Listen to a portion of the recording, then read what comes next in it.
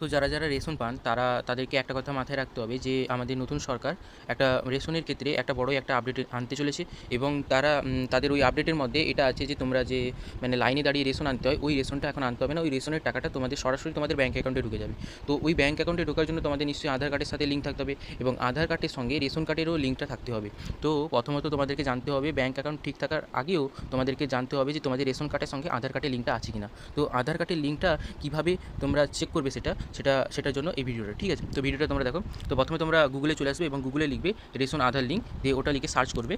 ওটা লিখে সার্চ করলে যে প্রথম ওয়েবসাইটটা আসবে ওই ওয়েবসাইটে ক্লিক করবে এবং ওই ওয়েবসাইটে ক্লিক করার পর এখানে দেখবে তোমাদের এখানে এন্টার রেশন কার্ড নম্বর, তো রেশন কার্ডের তোমরা নাম্বারটা তোমাদের দিয়ে দিবে। তারপর এখানে যে ক্যাপচার কোডটা আছে ওই ক্যাপচার কোডটা তোমরা দিয়ে দিবে। তারপরে তোমরা এটাকে সার্চ করবে। ওটা সার্চ করার পর তোমাদের এখানে স্ট্যাটাস তোমাদের চেক হয়ে যাবে। দেখো এখানে স্ট্যাটাস চেক হয়ে গেল এবং এখানে অ্যাক্টিভ আছে কিনা, আধারের সাথে লিঙ্ক আছে কিনা এখানে দেখো।